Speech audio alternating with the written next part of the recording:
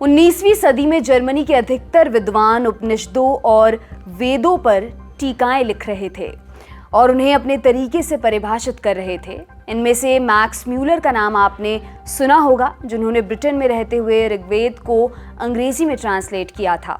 हालांकि इसके पीछे उद्देश्य इतना साफ नहीं था जितना पहली नज़र में दिखाई देता है। वेद और उपनिषदों के ऊपर पश्चिम का शोध साम्राज्यों के बीच की लड़ाई का परिणाम था। उस दौर में भारतीय दर्शन को पढ़कर उसकी पश्चिम के दर्शन से तुलना की जाती थी, ताकि उसमें व्याप्त रूढ़िवादिता का बखान कर भारत पर अधिकार जायज ठहराया जा सके।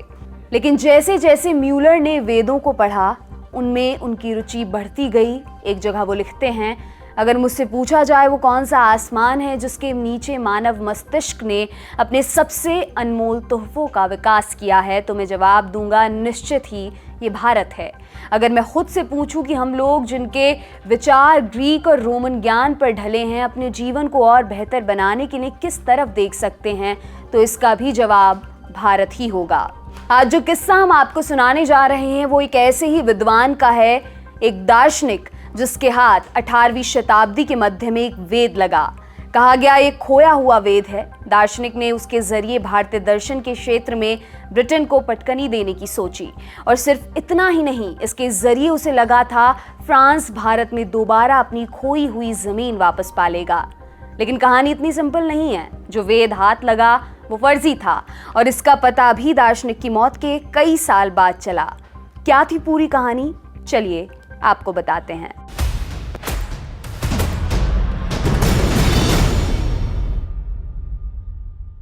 नमस्कार, मेरा नाम है दिव्यांशी और आप देख रहे हैं तारीख, जिसमें हम सुनाते हैं उस तारीख से जुड़ी भारत की ऐतिहासिक कहानियां। आज 30 मई है और आज की तारीख का संबंध है फ्रेंच दार्शनिक वोल्टेयर से। 16वीं और 17वीं सदी में यूरोप की कई कंपनियां भारत में व्यापार के लिए पहुंच रही थीं। पुर्तगाली सबसे पहले आए थे, फिर पीछे पीछे ब्रिटेन और हॉलैंड। फ्रांस सबसे देर में पहुंचा था। 1664 में फ्रांस ने पौंडीचेरी को अपने कब्जे में किया और धीरे धीरे अपना व्यापार बढ़ाते हुए 1740 तक वो ब्रिटिश ईस्ट इंडिया कंपनी के बराबर पहुंच गए। पौंडीचेरी व्यापार का एक बड़ा केंद्र बन गया था और साथ ही बंगाल में भी फ्रेंच ट्रेडिंग पोस्ट खुल गई थी। यहाँ से अदरक, इलायची, दालचीनी, नील, चाय और शोरा के निर्यात किए जाते। फ्रांस में सबसे ज्यादा मांग थी कपास के रंग बिरंगे धागों की, जिसका इस्तेमाल ये लोग पर्दे और कालीन बनाने में करते। फ्रेंच शाही परिवारों की शहजादियां इसकी दीवानी थी, इसलिए उस दौर में फ्रांस में कई फर्जी कॉटन फैक्ट्रियां भी खुली। व्यापार फायदे का था। फ्रांस में 1720 में एक नई कंपनी बनाकर उसके स्टॉक बेचे गए। एक स्टॉक 550 लिवरे का था, लेकिन आगे फायदे की संभावना इतनी थी कि स्वयं फ्रांस के शासक ने कंपनी के 20% शेयर खरीद डाले। इन शेयरों को खरीदने वाला एक आदमी और था, वोल्टेयर, फ्रांस के सबसे बड़े दार्शनिकों में से एक। अगले 20 सालों में कंपनी ने खूब कमा कर दिया और वोल्टेयर को इस सौदे से बड़ा फायदा हुआ। फिर 1756 में ब्रिटेन और फ्रांस के बीच 7 ईयर वॉर की शुरुआत हुई, जो लड़ा गया अमेरिका, कनाडा और भारत में। फ्रांस ने अमेरिका में विद्रोहियों को हथियार सप्लाई किए, तो वहीं भारत में फ्रेंच और ब्रिटिश ईस्ट इंडिया कंपनी के बीच युद्ध हुआ, कभी सीधे तौर पर तो कभी अलग अलग रियासतों को मोहरा बनाकर। 1757 में प्लासी के युद्ध में ब्रिटिश ईस्ट इंडिया कंपनी की जीत हुई और उन्होंने बंगाल पर कब्जा कर लिया। इसके बाद फ्रेंच ईस्ट इंडिया कंपनी की हालत पतली होती गई और कंपनी पर कर्ज चढ़ता गया।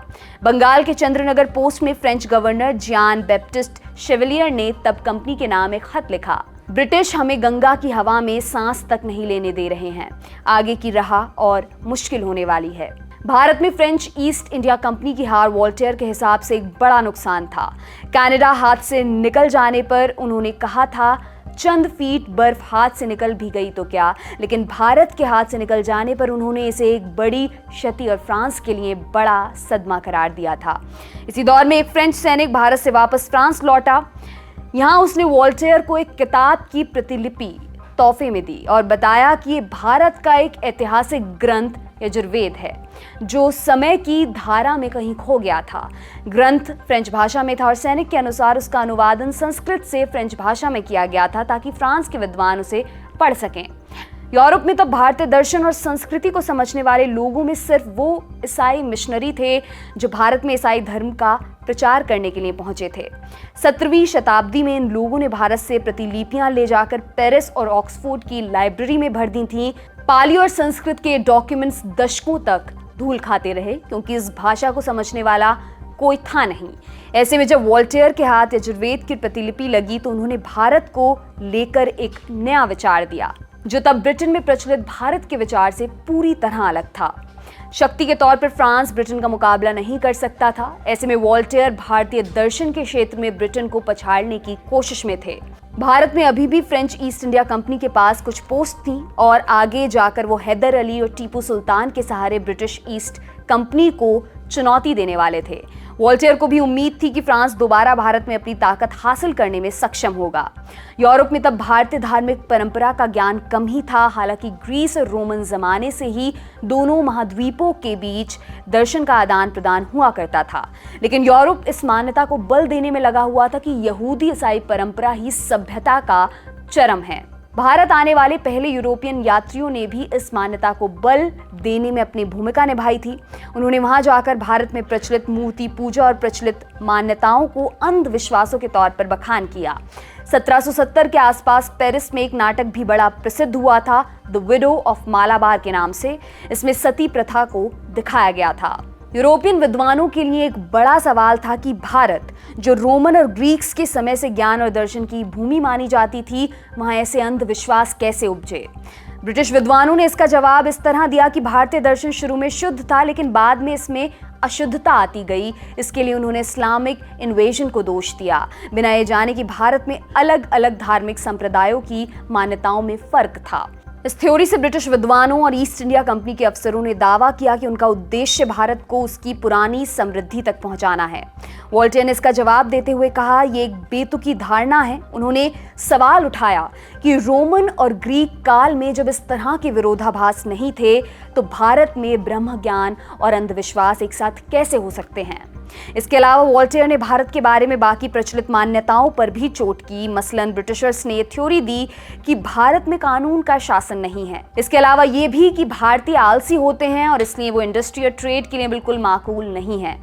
ये सब विचार भारत में व्यापार और फिर उस पर कब्जे को जस्टिफाई करने के लिए दिए गए थे, लेकिन जैसा कि वॉल्टेयर ने लिखा, इन बातों में बिल्कुल सच्चाई नहीं थी। एक जगह वो लिखते हैं, जैसा कि इतिहास बताता है, भारतीय हमेशा से मेहनतकश और ट्रेड में निपुण रहे हैं। इन बातों से वॉल्टेयर को भारतीय दर्शन और परंपरा के ज्ञाता के रूप में ख्याति मिली, लेकिन साथ ही आगे जाकर बड़ी बेइज्जती भी उठानी पड़ी। दरअसल जिस किताब के भरोसे वॉल्टेयर सब कह रहे थे वो दरअसल फर्जी थी। यजुर्वेद नाम की जो किताब वॉल्टेयर को मिली थी, दरअसल उसे जेसुइट मिशनरियों ने लिखा था, वो भी फ्रेंच में, और वॉल्टेयर को ये बताया गया कि ये संस्कृत से फ्रेंच में ट्रांसलेट की गई है। इस किताब के जरिए वॉल्टेयर को वही दिखाया गया जो वो देखना चाहते थे, जिसमें एकेश्वरवाद की बात कही गई थी, और इसके पीछे जेसुइट मिशनरियों का उद्देश्य ये दिखाना था कि भारत का धर्म भी ईसाई धर्म जैसा ही है, ताकि उन्हें ईसाई धर्म के प्रचार प्रसार में आसानी हो। वॉल्टेयर अपने जीते जी यही समझते रहे वो वेद पढ़ रहे हैं। असलियत का खुलासा उनकी मृत्यु के बाद हुआ। आज के दिन यानी 30 मई 1778 को वॉल्टेयर की मृत्यु हुई थी। वॉल्टेयर के बाद अब्राहम एंक्वेटल डुपेरो नाम के एक और फ्रेंच विद्वान हुए, जिन्होंने 18वीं सदी के आखिरी दशकों में उपनिषदों पर शोध की शुरुआत की। 24 साल की उम्र में डुपेरो भारत आए। यहाँ वो काशी जाकर संस्कृत की पढ़ाई करना चाहते थे।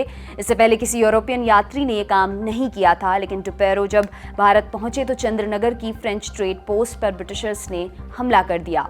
डुपेरो को पौंडीचेरी जाना पड़ा। यहाँ से वो सूरत गए और पारसी समुदाय के बीच रहकर उनके धर्म पर शोध करने लगे। एक बार फिर उन्हें नाकामी मिली जब 1761 में एक ब्रिटिश फ्लीट ने सूरत पर भी कब्जा कर लिया। डुपेरो को ले जाकर इंग्लैंड में जेल में डाल दिया गया। इस पूरे घटनाक्रम ने डुपेरो के मन में ब्रिटिशर्स के लिए नफरत पैदा कर दी। जेल से निकलकर उन्होंने अपने तरीके से बदला लेते हुए सबसे पहले उपनिषदों का अनुवाद किया, जिसकी कोशिश ब्रिटिशर्स कई सालों से कर रहे थे।